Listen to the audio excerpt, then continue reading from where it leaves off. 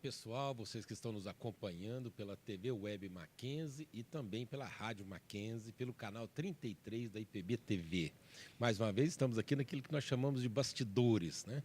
Às 19h30 nós teremos mais uma palestra do nosso preletor internacional, o Dr. Michael Horton.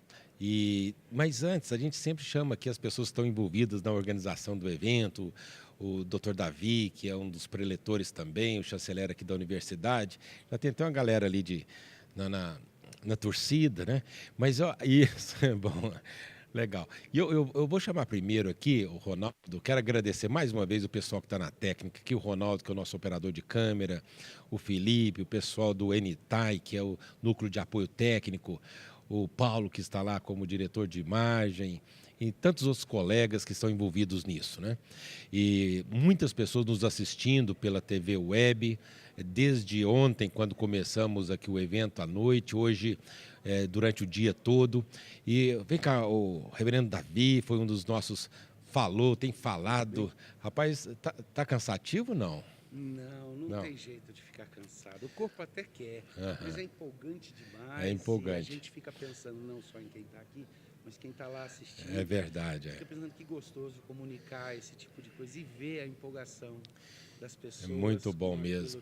Vocês estão de parabéns, viu, reverendo Davi, o pessoal do Andro Jumper realizando essa conferência e temas tão relevantes para hoje, empolgantes, porque quando se fala de reforma protestante, a questão será que isso tem influência hoje? Davi, dentre tantas coisas que nós já ouvimos aqui, ouvimos hoje pela manhã, tanto você quanto o reverendo Augusto Nicodemos, o que você acha dos nossos dias no que diz respeito aos efeitos da reforma protestante lá do século XVI? Do século XVI, falou obrigado. E hoje tantas denominações, por onde começar a rever os valores da reforma protestante hoje? Bom, em parte fazendo conferências como essa daqui. Uma oportunidade de discutir e fazer uma conscientização. Mas, na verdade, é mais profundo. Tá? A fragmentação que a gente vê em grande parte na igreja hoje, ela é uma perda de identidade. Veja, a identidade, a aparente unidade que a igreja cristã tinha antes da reforma, que era só aparente, era porque você tinha uma pessoa visível, era como uma monarquia, onde você tinha assim símbolos visíveis e debaixo disso você podia acreditar o que quisesse, como foi muito bem colocado pelo Michael Horton ontem à noite. Já no protestantismo, quando nós dizemos que as escrituras e a interpretação das escrituras é que ditam o resto para a gente, se houver diferença de interpretação, vai causar divisão.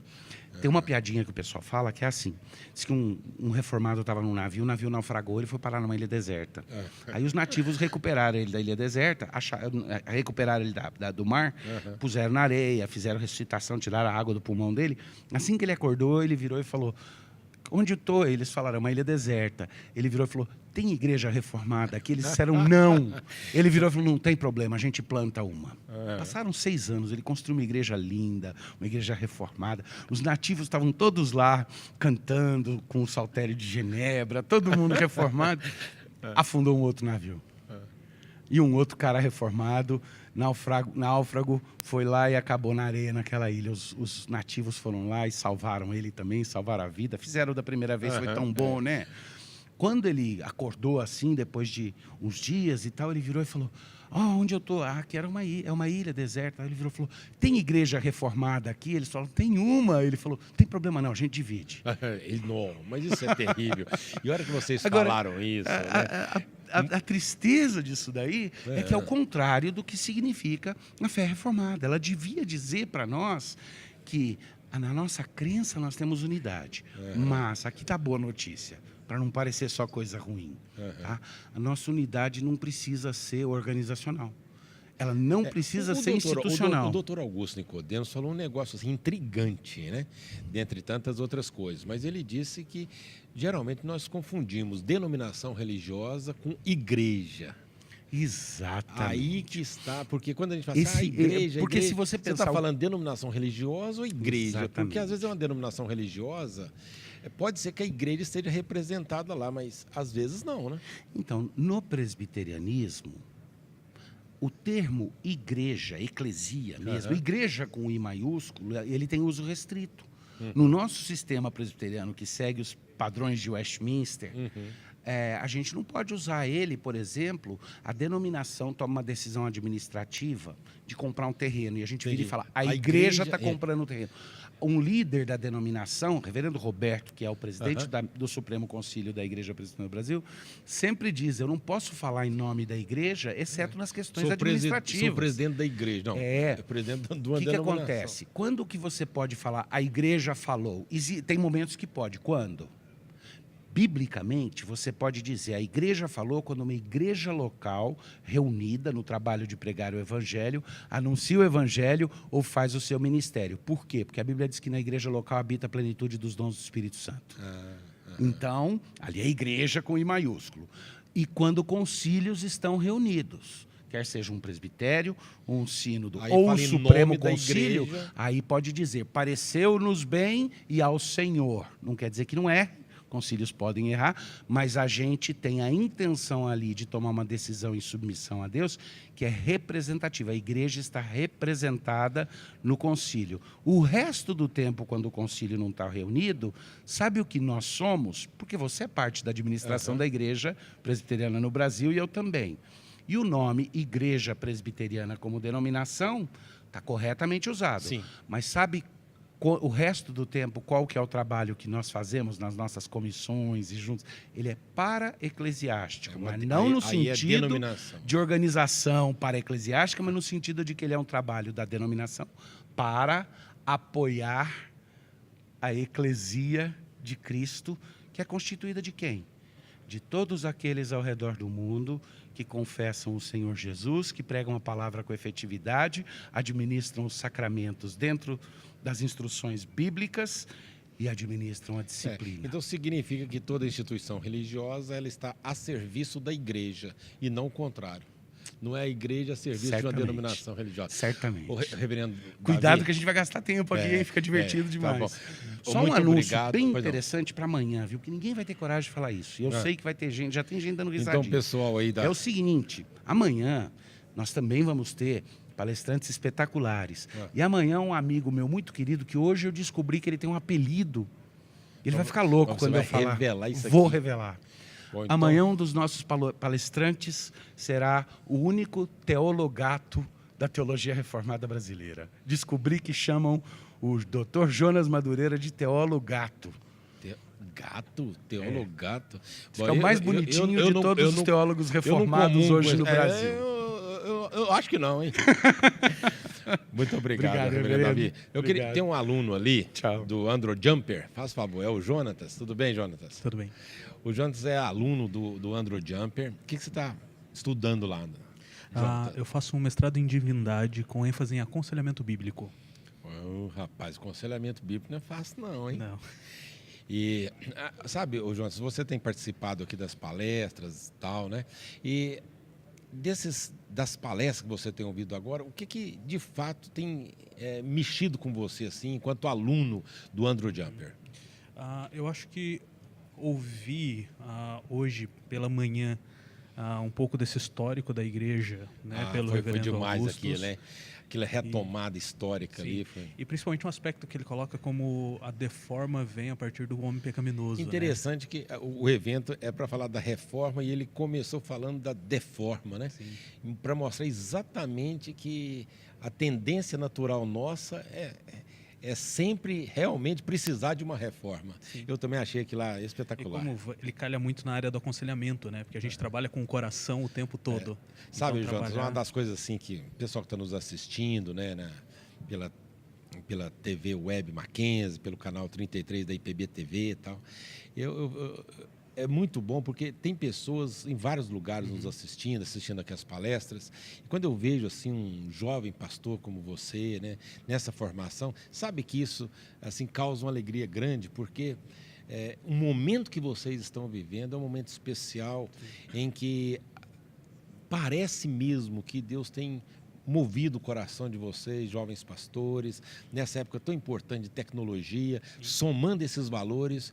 Eu acredito que Deus tem algo muito especial para todos nós, usando vocês, jovens pastores. Tá bom? Muito obrigado. Eu quero convidar... Cadê? O Stênio está por aí, não? É o Diego. Ah, tá valendo. Tá tudo em casa. Ele preferiu ficar lendo. Tá tudo em casa, mas você não trouxe. Mas era para trazer o violão, fazer uma palhinha aqui, cara. Pois é, agora ficou longe. Se quiser. Não, mas pega o violão lá, rapaz. Pega lá. O nosso diretor, ele pega o violão lá.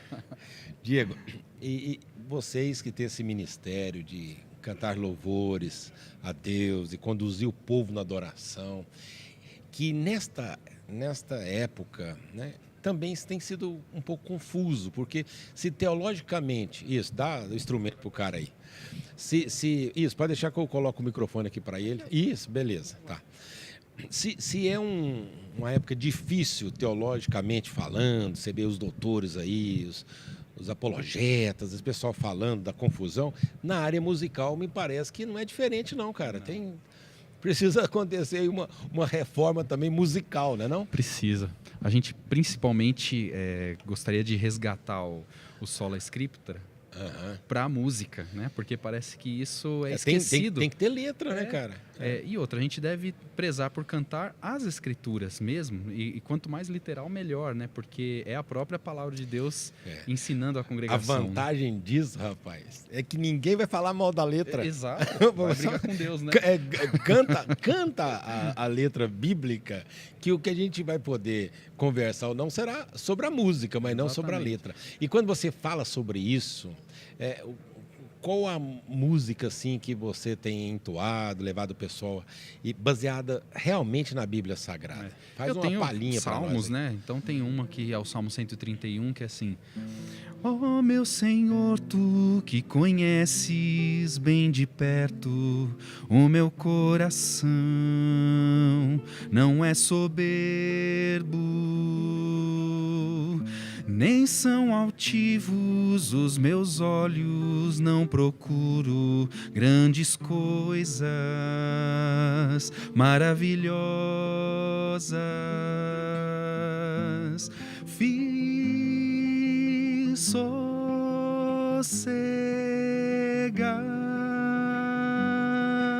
fiz calar, como a criança que dormiu nos braços de sua mãe, assim. E assim vai, eu canto o salmo. Que lindo, né? Tem alguns salmos. É um salmo, em termos de quantidade de versículo, um salmo pequeno, né? 3 versículos. Mas ele fala tanto, né? Que o coração da gente não pode se elevar assim, mas a gente tem que fazer calar isso. Exatamente. Aí, né? Descansar em Deus, como uma criança se aquieta nos braços da mãe. E esse salmo, lindo com isso, o a poder poesia da é maravilhosa, música, né, exato. A música, uma coisa que a gente fala muito em workshop é que a gente precisa cuidar da música porque ela carrega a dignidade do evangelho. Que legal. Então isso, não dá para você colocar a dignidade do evangelho em qualquer concepção musical. Por exemplo, não dá para cantar a morte vicária de Cristo num samba enredo. Porque as coisas senso, não né, combinam, né? Claro que isso é gritante, né? Que eu tô comparando, mas a gente tem que ter esse cuidado de como vai vestir a mensagem do evangelho na música, até para o culto, né? Para aquela solenidade. Sabe uma coisa que você tem falado, assim, tá? Estou pensando aqui, é o seguinte. Porque é uma arte, não é? E aí a ênfase no cantor, no artista, parece que pela nossa própria cultura é muito natural, né? Por isso que tem os fãs, né? Os fãs e tal, né? Então, lidar com a questão da vaidade na área da arte deve ser também, porque o pessoal, parece que a gente tem a tendência natural da idolatria, né, cara? Parece que a gente parece que é sempre ter alguém para adorar que não seja Deus. A tendência nossa, na natureza humana, é arrumar alguém ou alguma coisa para adorar, né? Exatamente. Nessa área musical deve ser difícil nesse aspecto, para você saber lidar com isso, né? Porque as pessoas querem fazer de você, entre aspas, um ídolo, né? E você tem que apresentar Jesus e dizer, olha, o centro dessa canção não sou eu. É por isso que a gente tomou uma posição já há algum tempo de tocar em cultos. Porque culto não abre não dá deixas para você fazer uma apresentação. Culto você tem que cantar para adorar a Deus. A música tem que estar voltada para a adoração de Deus. Rapaz, então isso faz muita diferença. O viés de show isso enfraquece. Exatamente. Então a gente há bastante tempo que tem evitado convites de sarau, de eventos simplesmente musicais, né? Para que evite mesmo esse tipo de tentação, né? Eu diria que é uma tentação mesmo, porque aí, rapaz, você sabe, né? E vocês que às vezes são profissionais nessa área, que também precisam do ganho nessa. Então, abrir mão disso é uma renúncia interessante para a glória de Deus. Mas faz parte do tema da reforma, né, cara? Exatamente. A Deus, só a Deus a glória. Obrigadão. Eu que agradeço. Nós estamos aqui nos bastidores aqui, estamos aguardando. Na verdade, o diretor coloca a gente aqui, entendeu? Para ficar esperando a parte melhor aí com o preletor, o trabalho mais importante. Obrigadão, viu? Deus abençoe vocês. E aí, Vandi, vamos conversar. É com você agora? Eu preciso só dar aquelas informações de sempre, reverendo Mota. Isso. Lembrar ao pessoal. O Vandi é o seguinte, ele bacana demais o trabalho que ele está fazendo. Eu fico chamando ele de diretor aqui, porque, na verdade, é ele que está organizando isso e os esboços de tudo que vai acontecer. Mas quem faz acontecer é ele, tá? Não. Eu só ajudo aqui. Eu estou ajudando. Reverendo Mota, eu preciso avisar ao pessoal de casa que já está acontecendo um outro sorteio no Facebook. É só você passar lá na nossa fanpage. A nossa, quando eu falo, é a do Centro Presbiteriano Andrew Jumper. Você passa lá, tem uma postagem especial lá com o nome sorteio. Aí é só ir lá e se inscrever. E aí quem se inscreve está concorrendo a 5 livros do Horton, que vão ser sorteados amanhã após a plenária da manhã. A segunda plenária, a do Teologato, como falou aqui o Davi Charles, que é o do Jonas Madureira. Tá bom? Agora acho que ele acabou de lançar um problema para o Jonas Madureira, pelo menos. E aí eu queria pedir também ao pessoal que está em casa que nos seguisse no Instagram. Nosso perfil está lá, super ativo. A gente está contando aqui com a ajuda do Vinícius Pimentel, do blog Voltemos ao Evangelho. Fundamental ele que está lá interagindo com a turma. Aconteceu alguma coisa com ele que ele não chegou aqui ainda hoje. Acho que ele desmaiou de sono, talvez. Pode ser. Mas deve estar chegando. Tá certo. Mas ele tem feito aqui um trabalho fenomenal de captar imagens e citações. Nós temos tido aqui muitas pessoas acompanhando essa transmissão, né? Porque nós estamos monitorando isso, pessoas de diferentes países. É isso que eu ia lhe perguntar. Porque eu vi que o senhor mencionou para a gente ali no nosso grupinho alguns dados importantes. São pessoas de que lugares? Pessoas dos Estados Unidos, Canadá, temos pessoas do Peru, Chile, vários países, pessoas entrando, assistindo. Isso é muito legal, né? É joia. E tem uma outra coisa, viu? Eu vi lá um pessoal que está acompanhando a transmissão no chat se queixando que o pessoal aqui está conversando muito e não está lendo pergunta. Só que os homens aqui têm muito o que falar, têm muito o que conversar. Então tenham paciência. Chegou. Vinícius acordou, ele está aqui. Tem que estar pronto para a conferência. Não estava dormindo, então ele já está presente aqui conosco. Eu não vou falar quem falou que você estava dormindo, cara. Não, eu também não sei. Você não vai falar quem foi. Não sei quem foi. Mas olha, fala um pouquinho, só o pessoal. Isso. Obrigado. O Vinícius, fala. Agora eu te chamo. Acabei de acordar e agora já estou na Berlinda. Vinícius, vamos falar do site, cara, aqui porque nós sabemos que você tem aí mais de 1 milhão de seguidores. Não, calma, 720 mil no Facebook. Poxa vida, 700. É só isso. Mas é um número assim, né? É um número assustador. Alguém estava dizendo, olha, acho que o reverendo Augusto mesmo estava mencionando, dizendo a quantidade que vocês têm de seguidores, né? E qual que é o perfil desse site? Então, o Voltemos ao Evangelho, ele é um site, como já o nome já é bem explícito. O propósito dele é trazer as pessoas de volta para o Evangelho. E a gente faz isso distribuindo conteúdo gratuito em vários formatos. Texto, e-books, vídeos, pregações completas, vídeos curtos, imagens, infográficos. Então, é um blog onde diariamente você vai ter 2 postagens, uma postagem devocional do Piper, todo dia lançando esse ano. Que legal. Tem devocional do Spurgeon. Então, assim, o intuito é fornecer conteúdo gratuito para que as pessoas possam ser alcançadas pelo Evangelho e assim retornarem para a palavra. E isso é um ministério, né, Vinícius? Um ministério. Começou quando? Começou em 2008, quando basicamente eu, depois de ter me encontrado, ou o Evangelho me encontrado, né, como falaram aqui, eu falei, nossa, que notícia maravilhosa, as pessoas precisam saber disso. Olha só. E eu olhava na internet e eu não via nada de produção muito assim, apesar de existir, mas não era tão conhecido. E eu percebi que muitos brasileiros não liam. Então que eu pensei de trabalhar com vídeos, com legendas, e foi aí que alavancou. E Deus foi levantando. Confirmando esse ministério. Veio pessoas ajudar, voluntários que foram alcançados pela mesma palavra de Deus. E foi crescendo e graças a Deus hoje tem. Então, o pessoal que está assistindo aí pela nossa TV web, passa o endereço aí para mais uma vez a turma entrar lá e curtir e aumentar, porque agora nós precisamos chegar nesse 1 milhão. Precisa chegar no 1 milhão agora. Tá. Voltemos ao evangelho.com. Só isso. Facebook é facebook.com/Voltemos ao Evangelho. Brigadão. Tá bom? O nosso diretor, traz aí o professor Daniel Santos. Brigadão, Vinícius. Obrigado. Beleza. Vamos trabalhar. Temos tempo ainda? 5 minutos. 5 minutos? Rapaz, 5 minutos dá pra gente falar do Velho Testamento aqui demais. Dá pra falar, pelo menos, dá pra falar sobre o Pentateuco, por exemplo. O professor Daniel também é professor no Andrew Jumper e pastor. Qual a importância, Daniel, da gente, principalmente vocês, professores, realizaram uma conferência com um tema tão assim, empolgante como é a relevância da reforma hoje, vocês que trabalham nessa área da academia? É interessante, chegar né? mais Porque perto, hoje, por exemplo, eu fiz uma oficina, Mota, e eu estava falando sobre o impacto que Calvino ele teve quando ele fez uso de textos da literatura sapiencial, que são livros de Eclesiastes, Jó e Provérbios. Né? Interessante, são livros que não são muito usados nem na igreja hoje. Quais os livros você falou? Eclesiastes, Jó e Provérbios. Eclesiastes é um livro, assim, aparentemente bem pessimista, né? Talvez seja por isso, porque realmente não é comum, né?